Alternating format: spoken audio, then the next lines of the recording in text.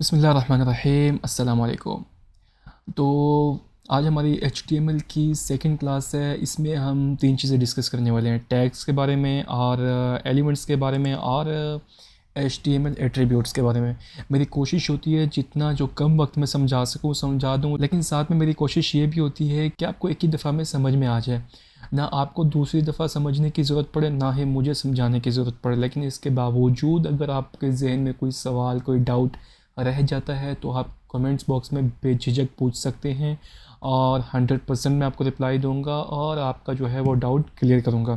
तो देखें, अगर आप कोडिंग सीखने आए हुए हैं और इतना तो आपका फिर दिल जिगरा होना चाहिए कि आप सपोर्ट करें थोड़ा सा और वीडियो को लाइक करें। शेयर तो किसी से नहीं होता, इतना जिगरा आजकल किसी के पास नहीं होता, लेकिन फिर भी अगर आप कुछ पाना चाहते हैं तो फिर इतना तो दे ही सकते हैं जिससे आपका कुछ नुकसान नहीं होता।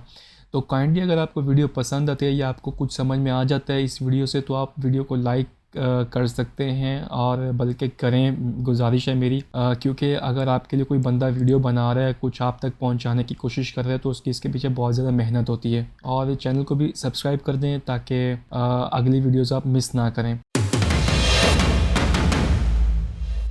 तो सबसे पहले हमको डिस्कस करना है टैग क्या होता है, ठीक है, HTML में टैग क्या होता है। तो देखें, वही हमारा वेब डेवलपमेंट का कोर्स है, हमने VS कोड ओपन कर लेना है और यहाँ से मैं इसको एक्सप्लोर को ओपन करता हूँ और जाता हूँ ओपन फोल्डर में और उसके बाद डेस्कटॉप पे। अब लास्ट वीडियो भी इतनी लंबी हो गई थी, लेकिन मुझे उस पर मसला नहीं है क्योंकि मैं उससे जो है सेटिस्फाई हूँ कि मैंने जितना भी उसमें समझाया है आपको एक ही दफ़ा देखने के बाद वो समझ में आ जाएगा और दोबारा से आपको वो चीज़ समझने की ज़रूरत नहीं पड़ेगी कहीं से भी जो मैंने उस वीडियो में समझा दी थी। तो बार बार देखने से बेहतर है कि आप एक ही वीडियो देख लें, अगर वो समझ आ जाए तो वो बार बार वीडियो देखने से बेहतर है। तो यहाँ से हमने वही वेब डेवलपमेंट का कोर्स का जो हमने फ़ोल्डर बनाया था उसको सिलेक्ट कर लेना है और तो यहाँ से देखें क्लास 1 का जो है वो फ़ोल्डर खुला हुआ है ऑलरेडी मेरे पास, जो हमने लास्ट वीडियो में कवर किया था। इसको मैं बंद कर देता हूँ और मैं यहाँ अपना फ़ोल्डर सेलेक्ट करता हूँ और न्यू फाइल में जाके हम लिखते हैं class2.html। हम क्लास 2 में आ गए हैं और यहाँ मैं सबसे पहले बॉयलर प्लेट लगाता हूँ, ठीक है, शिफ्ट एक्सक्लेमेशन मार्क और प्रेस एंटर, और ये हमारी बॉयलर प्लेट लग गई है। और यहाँ पे इसको हम जाते हैं गो लाइव पर। तो हम गो लाइव पर आ चुके हैं और हमारा यहाँ पे लाइव सर्वर जो है वो रन हो चुका है। अब चेक करते हैं इसको, मैं यहाँ पे लिखता हूँ हेलो और देखें हमारा यहाँ पे लाइव सर्वर ने शो कर दिया, यानी कि बिल्कुल सही से काम कर रहा है। अब हमने टैग को पढ़ना है भाई, टैग क्या चीज़ है। देखें, टैग जो है ना वो एक पहचान देता है। ये देखिए, ये एक टैग है, ग्रेटर देन लेस देन और ग्रेटर देन के साइन के अंदर ये टैग है, एक HTML का टैग है। अच्छा, ये जो इसके अंदर लिखा हुआ है ना, ये इसका एट्रीब्यूट है, इसको हम बाद में डिस्कस करेंगे। ये एक टैग है, हेड एक टैग है, बॉडी एक टैग है। अब देखें, फ़र्ज़ करें मैं यहाँ पे लिखना चाह रहा हूँ एक आर्टिकल, ठीक है, किसके ऊपर, अपने क्लास 2 के ऊपर, ठीक है। मैं यहाँ पर लिखता हूँ, फ़र्ज़ करें मैं हेडिंग दे रहा हूँ HTML क्लास 2, ठीक है। मैंने सेव किया, HTML क्लास 2 आ गया।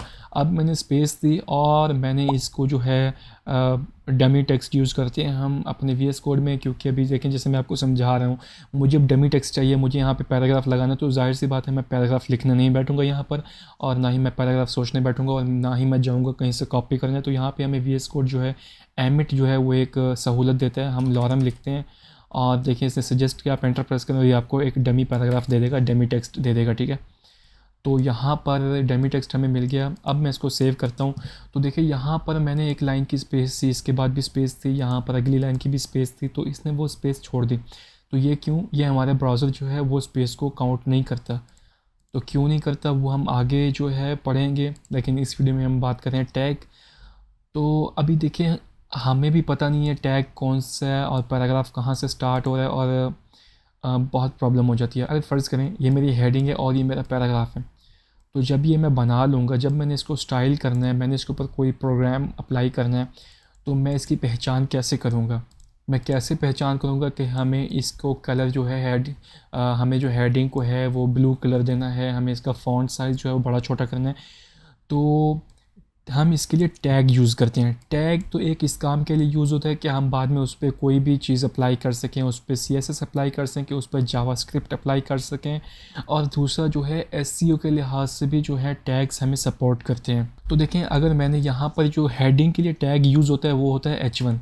अब मैंने H1 लगाया यहाँ पर, एंटर प्रेस किया। देखें, इसका ये जो है वो स्टार्टिंग टैग है, ओपनिंग टैग जिसको भी बोलते हैं, और ये इसका क्लोजिंग टैग है जिसको एंड टैग भी बोलते हैं। अब मैं इसमें लगाऊंगा हेडिंग और सेव करूंगा तो देखिए ये मेरी हेडिंग लग गई। अगर आपको थोड़ी छोटी हेडिंग लगानी है तो आप हेडिंग स्टार्ट होती हैं H1 से लेकर H6 तक। जो H6 वाली हेडिंग होती है वो सबसे छोटी हेडिंग होती है।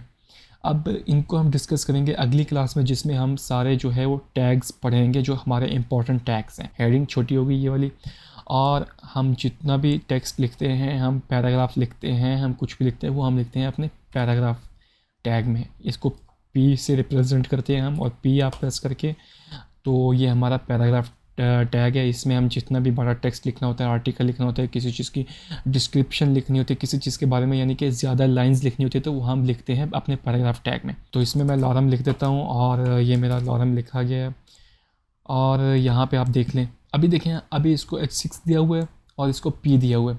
अब फ़र्ज़ करें मेरे पास काफ़ी सारे H6 के टैग हैं, यानी कि मैंने इस तरह के बहुत सारे आर्टिकल्स लिखे हैं। मैंने क्लास 2 लिख देता हूँ, ठीक है, क्लासेस लिख देता हूँ समझाने के लिए। अब यहाँ पर अगर मैं इसको करूँ, थोड़ा सा इसको मैं ऐसे कर लेता हूँ, इसको भी हाइड कर देता हूँ, तो भी स्प्लिट नहीं किया हुआ, मैं स्क्रीन को स्प्लिट कर लेता हूँ थोड़ा सा यहाँ से ऐसे करके। तो यहाँ पर देखें मेरे पास अगर काफ़ी सारे जो हैं वो पैराग्राफ्स हैं, ठीक है, हेडिंग के साथ।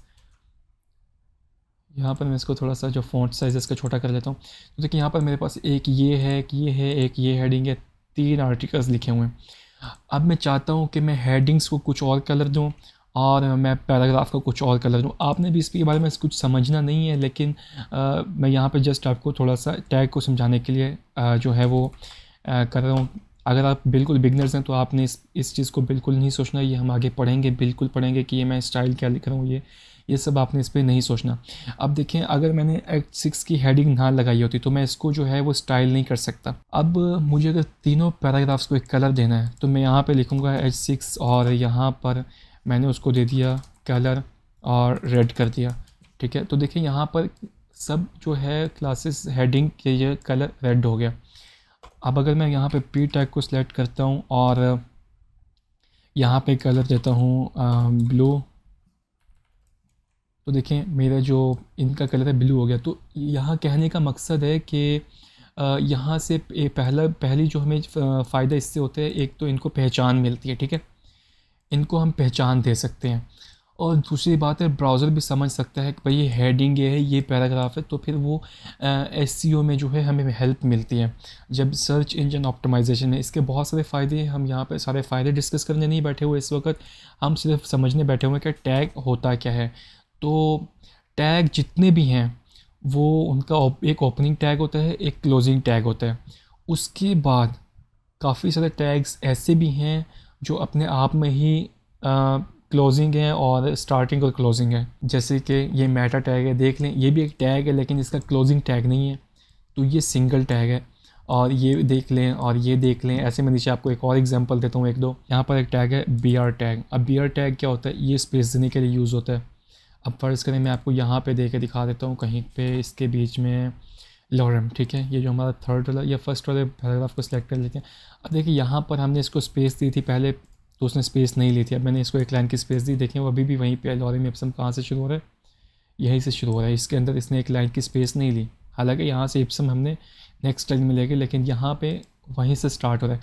लेकिन अगर मैं यहाँ पर या यहाँ पर कहीं पर भी इन दोनों में से BR लगा दूँगा, BR जो है वो एक लाइन ऐड कर देता है। लेकिन आपको यहाँ समझाने का मतलब ये है कि BR जो टैग है उसका वो सिंगल टैग है, उसके अंदर ओपनिंग क्लोजिंग वाला चक्कर नहीं है। BR लिखा, ये टैग लग गया, यानी कि यही इसका स्टार्टिंग टैग है, यही इसका क्लोजिंग टैग है, हमने इसके अलावा कुछ नहीं करना। अब मैं इसको सेव करता हूँ तो देखें यहाँ से ये लाइन फारिग हो गई, यानी कि इसको एक स्पेस मिल गई, नेक्स्ट लाइन में चला गया। अब मैं यहाँ से एक और BR देता हूँ तो यहाँ पे एक और लाइन ऐड हो गई, ठीक है। तो मकसद बताने का ये है कि ये जो टैग है तो काफ़ी सारे टैग्स ऐसे हैं जो जिनका एंड टैग नहीं होता, लेकिन मोस्टली जो ज़्यादातर टैग्स हैं उनका जो है वो एक स्टार्टिंग टैग होता है और एक जो है उनका क्लोजिंग टैग होता है, एंड टैग होता है जिसको हम बोलते हैं, और उसके अंदर सारा कंटेंट आता है। अब इससे आगे HTML एलिमेंट्स। अब एलिमेंट क्या चीज़ होती है? देखें, ये स्टार्टिंग टैग हो गया और ये क्लोजिंग टैग हो गया, तो ये एक एलिमेंट हो गया। ये P यहाँ से स्टार्ट हो रहा है और P कहाँ पे एंड हो रहा है आपका? P आपका यहाँ पे एंड हो रहा है, ठीक है। तो यहाँ से स्टार्ट से P के स्टार्ट से लेकर P के एंड तक ये आपका एक एलिमेंट हो गया। बॉडी कहाँ से स्टार्ट हो रही है? बॉडी यहाँ से स्टार्ट हो रही है और यहाँ पे ख़त्म हो रही है, तो ये आपका बॉडी टैग का एलिमेंट है, ये आपकी बॉडी का एलिमेंट है, ठीक है। ये बॉडी टैग का एक एलिमेंट है, कंप्लीट हो गया। और इसके आगे जो हमने लिखा हुआ है नेस्टेड एलिमेंट, या इसको हम चाइल्ड एलिमेंट भी बोलते हैं। अब ये क्या चीज़ है? देखें, ये एक एलिमेंट है बॉडी, यहाँ से लेकर यहाँ तक ये एक एलिमेंट है बॉडी, ठीक है। अब इसके अंदर मज़ीद जो एलिमेंट्स आ रहे हैं, ये भी तो कंप्लीट टैग है ना। देखिए, टैग भी है और इसके अंदर कंटेंट भी है, ये भी एलिमेंट है और बॉडी भी एक एलिमेंट है। तो ये जो एलिमेंट है ना, जो इसके अंदर आ रही है बॉडी एलिमेंट के अंदर, इसको हम बोलते हैं नेस्टेड एलिमेंट या फिर चाइल्ड एलिमेंट, क्योंकि एलिमेंट ये भी है और एलिमेंट ये भी है, लेकिन ये जो एलिमेंट है ये बॉडी के अंदर आ रहा है, मतलब कि ये इसका बॉडी के अंदर आ रहा है, बॉडी के नीचे है। ये बॉडी का नेस्टेड एलिमेंट हुआ या फिर ये बॉडी का चाइल्ड एलिमेंट हुआ, यानी कि उसका बच्चा है ये, ठीक है। तो इतना समझ में आ गया होगा आपको टैग्स का और एलिमेंट का। ये बॉडी से लेकर बॉडी तक एलिमेंट हो गया एक, और H6 से H6 तक एक एलिमेंट हो गया, P से P तक एलिमेंट हो गया, यानी कि स्टार्टिंग टैग से लेकर क्लोजिंग टैग तक एक एलिमेंट कंप्लीट हो जाता है। जो इस बॉडी टैग के अंदर जितने भी मज़ीद एलिमेंट आ रहे हैं उनको हम नेस्टेड एलिमेंट बोलेंगे। बॉडी के नेस्टेड एलिमेंट है, ये बॉडी के चाइल्ड एलिमेंट हैं। इसी तरह बॉडी जो है वो HTML का नेस्टेड एलिमेंट है, HTML का चाइल्ड एलिमेंट है, क्योंकि ये बॉडी जो है ये HTML के अंदर आ रही है, ठीक है। उम्मीद करता हूँ आपको टैग भी समझ में आ गया होगा और आपको समझ में आ गया होगा एलिमेंट्स के बारे में। ये इतना मुश्किल टॉपिक नहीं है। और इसके बाद आता है HTML एट्रीब्यूट्स। एट्रीब्यूट्स जो होता है वो किसी भी टैग के बारे में एक्स्ट्रा इन्फॉर्मेशन होती है। अब एट्रीब्यूट्स हर टैग के अंदर भी आ सकता है और उसका जो है एक्स्ट्रा तरीके से इलेबोरेट करेगा। जो एट्रीब्यूट है वो हमेशा स्टार्टिंग टैग में आता है, वो क्लोजिंग टैग में नहीं आता।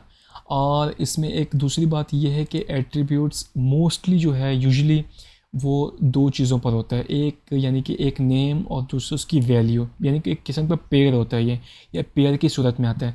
यहाँ पर आप देख लें, ये HTML जो है यहाँ पर ये इसका एट्रीब्यूट है, यानी कि ये एक्स्ट्रा इन्फॉर्मेशन दे रहा है। डॉक टाइप तो लिखा हुआ है, इस अगर हम HTML नहीं भी लिखेंगे तो भी काम चल जाएगा। यहाँ पर देख लें HTML का ये एट्रीब्यूट है, ये नेम है लैंग्वेज और ये उसकी वैल्यू है इंग्लिश।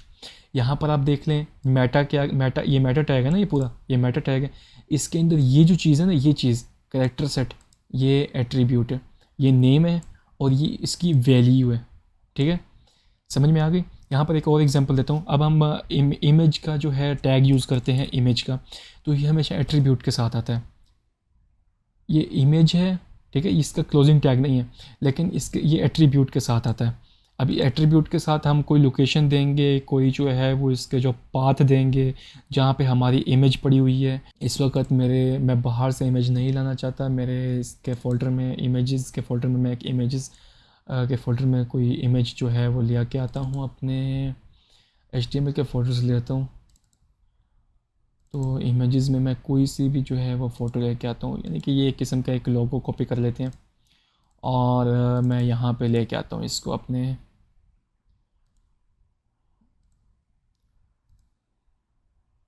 अब देखें यहाँ पर सोर्स लिखा हुआ है। अब मेरा इमेजेस जो है, मैं यहाँ पर क्या सोर्स कहाँ से दूँगा?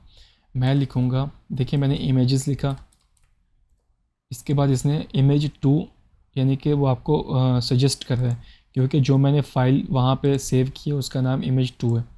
मैं आपको दिखा देता हूँ। यहाँ पे वेब डेवलपमेंट में गए और इमेजेस में गए। देखें इस इमेज का नाम इमेज 2 है। तो अब मैं यहाँ से कंट्रोल सेव करता हूँ तो देखिए यहाँ पे मेरी इमेज आ गई है। तो ये इसका एट्रीब्यूट है। अगर मैं इसको हटा के यहाँ पे इसको हटा के इमेज लिखूँगा तो ये काम नहीं करेगा। और इसके बाद एक और टैग ले लेते हैं एट्रीब्यूट के लिहाज से। एक एंकर टैग है, ए प्रेस करेंगे, ये एंकर टैग है। अब देखें इसका स्टार्टिंग टैग भी है और इसका क्लोजिंग टैग भी है, ठीक है। और ये इसके अंदर जो href लगा हुआ है ये एट्रीब्यूट है। इसको मैं थोड़ी देर के हटा देता हूँ, मैं आपको दिखाता हूँ होता क्या है। अब ए टैग हमने ले लिए, मैं इसके अंदर लिखता हूँ गो टू गूगल। अब देखिए यहाँ पर कुछ भी नहीं है, सिर्फ जस्ट लिखा हुआ आ गया गो टू गूगल। लेकिन जो एंकर टैग है वो यूज़ होता है लिंक बनाने के लिए। यानी कि एंकर टैग जब मैं यहाँ पे गो टू गूगल लिखूँगा तो ये इसको एक लिंक होना चाहिए था। इसके ऊपर जब मैं अपना कर्सर लेके जाता तो वो पॉइंटर बन जाता और उसके ऊपर जो है जब हम क्लिक करते तो वो एक गूगल की वेबसाइट खुलनी चाहिए थी। तो यहाँ तो कुछ भी नहीं हो रहा। तो यहाँ पे जो इसका एट्रीब्यूट साथ में आता है वो हम लिखते हैं href और इसके अंदर हम लिखते हैं, तो यहाँ जैसे ही हमने google.com लिखना था यहाँ पे, तो अब मैं सेव करता हूँ तो अब देखिएगा, अब देखिए ये एक लिंक बन गई है। अब मैं इसके ऊपर लेके जा रहा हूँ, बस वो पॉइंटर बन रहा है और मैं इसको क्लिक करूँगा तो ये मेरा गूगल खुल गया। आई थिंक मैंने कोई गलती की है लिंक में, ओह सॉरी, मैंने यहाँ पे डॉट लिखना था। तो यहाँ पे अब देखें गूगल ओपन हो गया। अब देखें यहाँ पे ये इसी पेज पे ओपन हो रहा है, लेकिन मैं चाह रहा हूँ कि ये नेक्स्ट टैब में ओपन हो। तो यहाँ पे मैं एक मज़ीद एट्रीब्यूट ऐड करूँगा और उस एट्रीब्यूट का नाम है टारगेट, ठीक है। और इसमें मैं लिखूँगा, देखें अभी मुझे सजेस्ट कर रहा है ब्लैंक। अब इससे क्या होगा, इससे ये होगा, देखें ये एक एट्रीब्यूट है, ये इसका नेम था और ये इसकी वैल्यू दी हमने, और ये एक एट्रीब्यूट है, ये इसकी वैल्यू है। अब देखें, अब जबकि मैं इस पर क्लिक करूँगा तो ये नेक्स्ट टैब में खुलेगा। देख रहे हैं आप, मतलब कि एट्रीब्यूट जो है वो एक्स्ट्रा इन्फॉर्मेशन देता है आपके टैग को और एक्स्ट्रा तरीके से जो है वो उसको बिहेव करने पर मजबूर करता है। तो उम्मीद करता हूँ आपको एट्रीब्यूट भी समझ में आ गया होगा। और एट्रीब्यूट हमेशा टैग के जो है वो स्टार्टिंग टैग में आएगा। तो बहुत ही सिंपल था। टैग और HTML एलिमेंट्स को हमने पढ़ा और HTML एट्रीब्यूट्स को पढ़ा, बहुत ही सिंपल था। तो उम्मीद करता हूँ आपको समझ में आ गया होगा। अगली वीडियो में हम जो है वो टैग्स को पढ़ेंगे और जो बहुत इंपॉर्टेंट टैग्स हैं उनको डिस्कस करेंगे, उनको जो है प्रैक्टिकल में शामिल करेंगे अपने, और एट्रीब्यूट्स को भी ऐड कर लेंगे, कोई मसला नहीं है, वो मैं तरतीब बना लूँगा। तो उम्मीद करता हूँ आपको इस वीडियो में इतना समझ में आ गया होगा। तो मिलते हैं नेक्स्ट वीडियो में इंशाल्लाह ताला। लेकिन उससे पहले आपसे वही एक रिक्वेस्ट, अगर आपको वीडियो पसंद आई और समझ में आ रही है आपको बात, तो काइंडली आप लाइक करें। अगर आप प्रोग्रामर बन रहे हैं, अगर आप कोडिंग सीख रहे हैं, तो आपका इतना दिल गुर्दा होना चाहिए कि आप लाइक कर सकें। इतना तो आप दे ही सकते हैं किसी की मेहनत का सिला। तो फिर मिलते हैं इंशाल्लाह ताला नेक्स्ट क्लास में। तब तक मुझे दीजिए इजाज़त। अल्लाह हाफिज़।